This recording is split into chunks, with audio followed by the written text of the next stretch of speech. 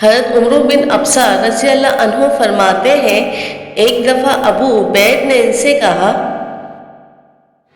ہمیں کوئی حدیث سناؤ جو تم نے حضور صلی اللہ علیہ وسلم سے سنی ہو۔ عمرو نے کہا، ایک دفعہ یا 2 دفعہ یا 3 دفعہ نہیں بلکہ اس سے بھی زیادہ دفعہ میں نے رسول اللہ صلی اللہ علیہ وسلم کو یہ فرماتے سنا ہے کہ بندہ مومن وضو کرتے ہوئے جب کلی کرتا ہے اور ناک میں پانی چڑھاتا ہے تو اس کے منہ کے کناروں سے گناہ دھل کر نکل جاتے ہیں، پھر جب ہاتھ دھوتا ہے تو ہاتھوں کے گناہ دھل کر ناخنوں کی طرف سے نکل جاتے ہیں، پھر جب مسح کرتا ہے تو سر کے تمام گناہ سر کے کناروں سے نکل جاتے ہیں،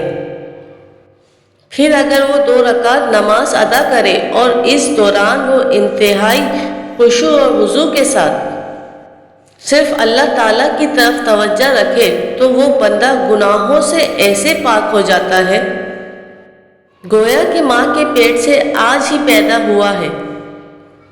حضرت عبداللہ بن عمر رضی اللہ عنہما فرماتے ہیں، رسول اللہ صلی اللہ علیہ وسلم سے بیابان میں جمع شدہ پانی اور جس میں سے جانور اور پرندے پانی پیتے ہیں کے بارے میں پوچھا گیا تو آپ صلی اللہ علیہ وسلم نے فرمایا، جب پانی کم از کم 2 مٹکے ہو تو اس کو کوئی چیز ناپاک نہیں کر سکتی۔ حضرت ایاس رضی اللہ عنہ کہتے ہیں کہ میں نے ابو سعید سے ایک مسئلہ پوچھا، اگر کوئی نماز پڑھتے ہوئے یہ بھول جائے کہ کتنی رکعتیں پڑھ چکا ہے تو وہ کیا کرے؟ حضرت ابو سعید خدری رضی اللہ عنہ نے جواب میں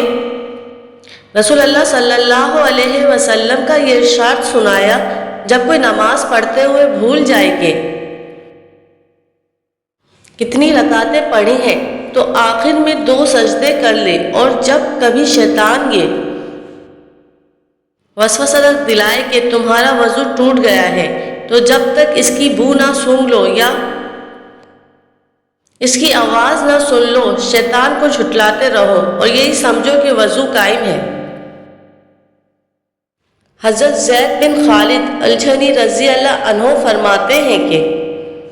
رسول اللہ صلی اللہ علیہ وسلم نے ارشاد فرمایا، جس نے اچھی طرح وضو کر کے 2 رکعت نماز ادا کی اور اس میں اس کو سہو عارض نہ ہو، اس کے سابقہ گناہوں کو معاف کر دیا جاتا ہے۔